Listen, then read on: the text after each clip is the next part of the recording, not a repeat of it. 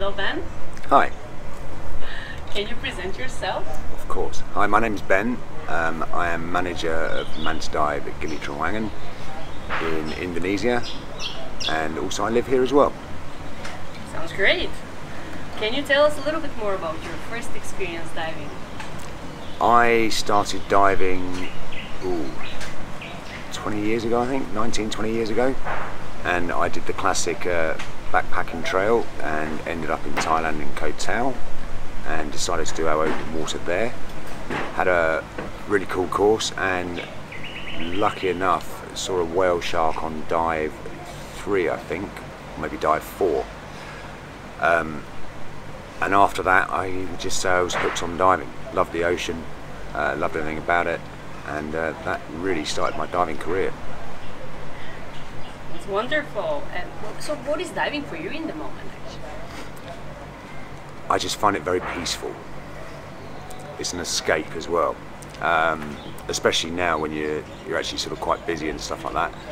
To actually go diving with some friends that maybe are instructors or dive masters as well, so you're actually not concentrating on students so much. You're actually just going to have a dive, especially somewhere like Seahorse Bay, all the cool, wonderful little creatures.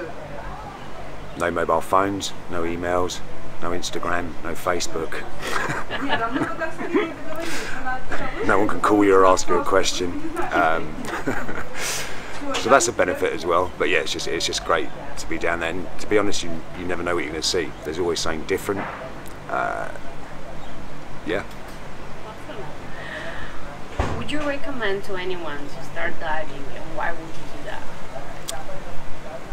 Over the years, I think I've recommended diving to a lot of people. I wouldn't know how many students I've taught over the years, but I've taught a lot. I'm wonderfully still in contact with a lot of them.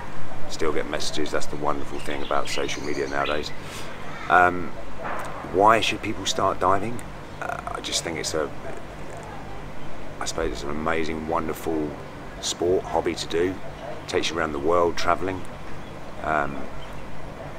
Every country's got something different. Well, that's got water or sea. And luckily in Indonesia you've got some of the best reefs, best diving in the world. And I think it just opens your mind a bit, and people actually realise that there's some super cool stuff going on under the water. Great.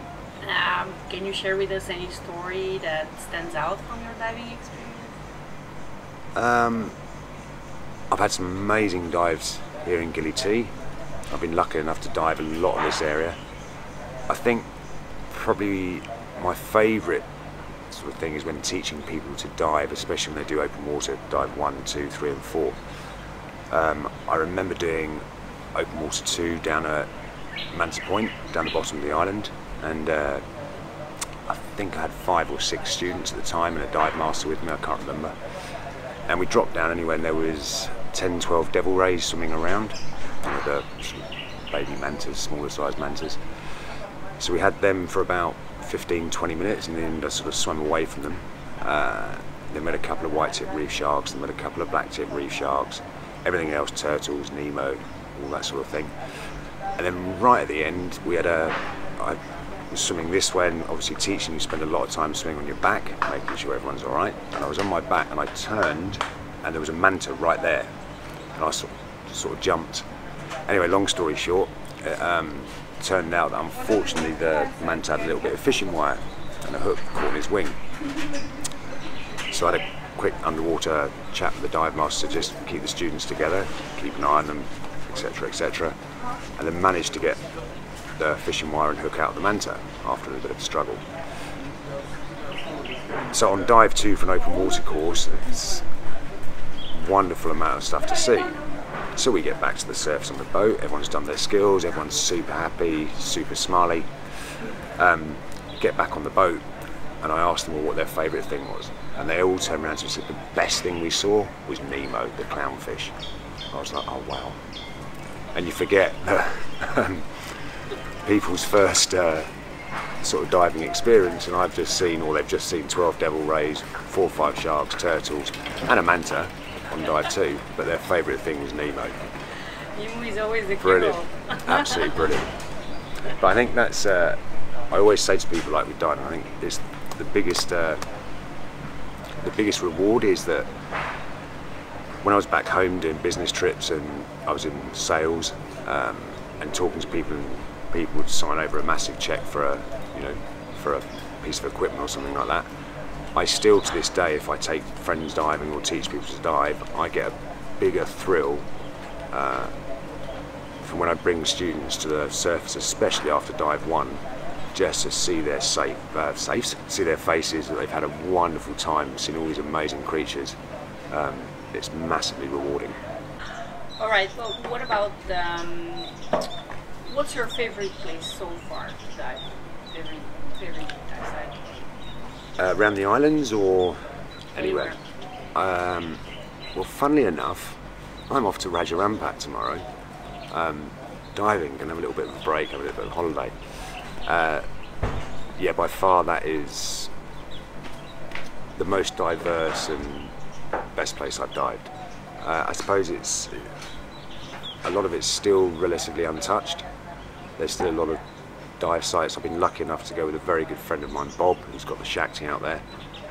And on the dive trips we've been, actually, we've done exploratory dives on each trip, and we've just hit a new dive site. It's been just outstanding. So I think for diversity, coral life, the animals you see there, yeah, I'd say Raja Ampat. And it's not actually, Raja Ampat, it's not just about the diving as well. There's some stunning scenery. Everyone's seen the photos. It's one of those places where you actually see a photo of it, and when you actually go there, it's actually the truth, sort of thing. One day, right? One day, everyone needs to go soon. What about your favorite marine life? Ooh, that's a very tricky one as well. I think one of my favourite ones is probably the bumphead parrotfish that we get around the gillies.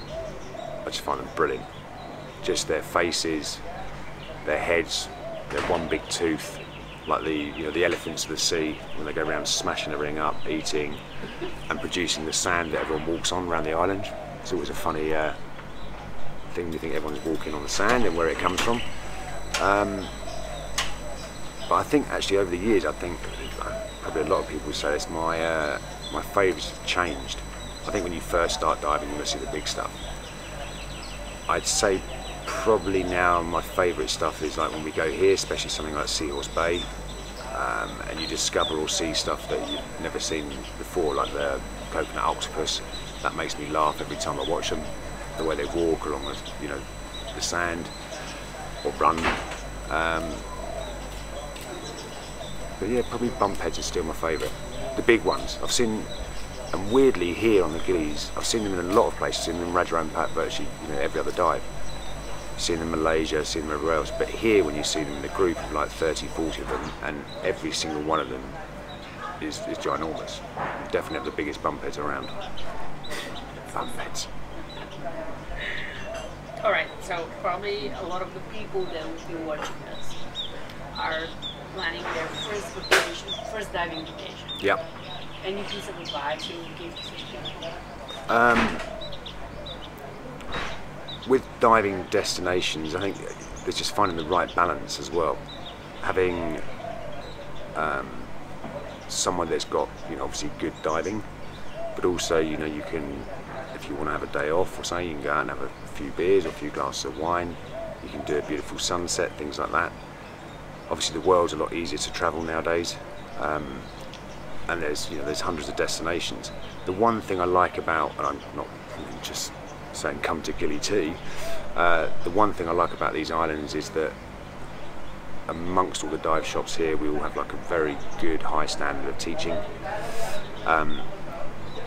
The diving is really good, and it's all quite easy as well. As in all the boats, it's a 10-minute boat ride. You're back on the island, so you can end up doing 1 dive a day, 3 dives a day. I know a lot of dive destinations I've been to is that you spend all day on the boat. You have lunch on the boat. Now some people love that. For me, I suppose it's probably getting older. I like to have the choice that I can go out, do 1 dive, come back, and maybe going mates down at sunset and things like that. I totally understand. To be honest, I'm the same. Yeah. Like for me, like I can't. I've never done it, to be honest, yet. But it seems Saying like that, too I'm much, about like... to go and spend 13 nights on a liverboard. Oh my god, yeah. Yeah, well, actually, leads to my next question. Like, how would you imagine your perfect week of diving? I think I've just said it, yeah. My perfect week of diving is what I'm about to start tomorrow. Is 9 to 10 good friends that like a bit of a party, like a little bit of a joke, like a bit of a laugh. We all trust each other underwater and we'll look after each other. And like I was saying, have a few practical jokes. And I suppose the big thing now for me is like to be able to get on a boat in Raja Ampat, run by a good friend that I've been friends with for years, and then no shoes, no shirt, no phones for like, you know, for 13 nights. It's beaches, barbecue, diving, beers, glass of wine, and a lot of laughter. Here we go. How do you see the diving world evolve in the future? It's a little bit too much, I know. If there is any insight. Diving, I almost sort of separate it from diving a bit as well. Really, I think we've got a lot of work to do very quickly to, well, not only to save diving but save a lot of our planet. There's a lot of people out there doing some amazing, wonderful work. There's a lot of people that unbelievably still don't believe that there is problems in the ocean and on Earth, or whichever way you want to look at it. So I just think we've got to try and protect stuff as much as we can, and whether that's divers or snorkelers, and just actually bring a whole big awareness to everyone that's out there. Because it would be immensely sad for me that if, you know, grandchildren and things like that in years to come, you know, go diving and there are no turtles, there are no sharks. You know, the coral is very limited. That would destroy me to think that, you know, those future generations don't get to live or see what, you know, we've been able to. If it's okay, let's talk a little bit about manta dive. Ooh. With Manta, I mean, it's, yeah, we've been going, Manta's been around now, what is it now? 99, I think, first started. And obviously the island and Manta has developed over the years like that. I think what we've tried to create here is like a really nice sort of family scene that once you've spent a few days here, that people want to come back and dive again. Now obviously it doesn't work for everyone. Sometimes you get things wrong, that is business and that's life, unfortunately, but it always amazes the amount of repeat customers we have, the amount of friendships I've made over the years through Manta, and like I said earlier, sort of still in contact with, which is brilliant. And amazing how many people that I haven't heard for maybe 5-6 years suddenly drop me a message and say, Ben, I'm coming back. And it's super cool to see them. So yeah, I think it's just, for me, it's hopefully we've created a lovely atmosphere. It's lovely out the back here with the swimming pool and the rooms, obviously off the main street. It's where we leave as well is wonderful. The boats are always out the front of Manta, so the ease of getting onto the boats and dive sites is great. Got a lovely little bar at the front, which is very social after the diving. So yeah, just it's creating that sort of, I suppose, warm, welcoming atmosphere.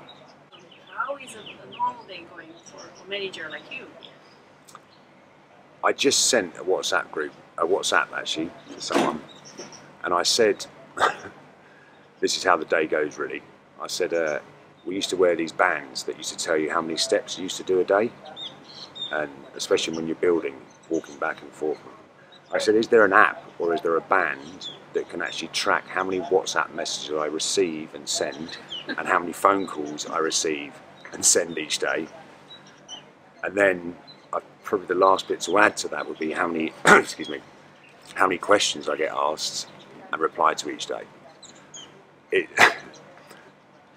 I suppose, for me, I love it. It's one of those things that keeps you going, keeps your brain going, keeps you alive. But it is, you know, when you've got a lot of local staff and a lot of Western staff, it's questions every day. There's always problems to fix. Everyone always sees the glamour side of it, but there's always an aircon unit to fix. There's always a septic tank that is, full. The pool needs cleaning, someone hasn't cleaned it properly. Needs to repair this, needs to repair that. But yeah, day of questions, solving and sorting. Okay, I'll continue with the questions. Well, I know like everybody knows you with a big smile and I like, try. you're always so nice and welcoming. But you're running actually a huge team. Yeah. And I don't think people actually have an idea how big is even the team approximately, of course. Well, I suppose the big thing is I couldn't do it without Harriet. I couldn't do it without Helen and Sophie as well, especially in the office. And I suppose they're the real hidden talent behind Manta that do all the background work a lot of the time. A lot of people don't see. And also we've got some wonderful, I suppose, local managers as well that help out, which is brilliant. And it's wonderful to see them. They, over the years they've stayed with us and progressed and things like that. So yeah, there's a lot of people behind the scenes that make this run. You need good people behind you. Everybody's happy. Yeah. And that's what matters. Yeah. Maybe, I don't know, like if you want to share anything around the Gillies, why would one come to Gillies? For me, it's I think it's just got a bit of everything, really. Like I said, it's got some good diving. You get some amazing sunsets either side of the island. We've got some really world-class, good restaurants now that serve some really good food. So I think it's got a good bit of everything, really. And you can, if you don't want to dive, you can go and lie on the beach. You can snorkel out the front. I mean, you can walk up from Manta, 10 minutes up there, grab a coffee, leave your bag somewhere, walk off the beach, have a snorkel. You see turtles and stuff like that. Which again still amazes me, the amount of people that come in that have never seen turtles. And we're super spoiled with that here, because we see them every dive and super lucky. So I think, yeah, just the island as a whole, it's got a wonderful feel to me. It's kind of relaxed, but if you want to, you can go out and have a late night if you really want to, or you can go have a nice sunset. There's a good balance of everything. What is the t-shirt you're wearing? This is a couple of good friends of mine, Duncan and Nicola, that started Classroom of Hope. Check them out.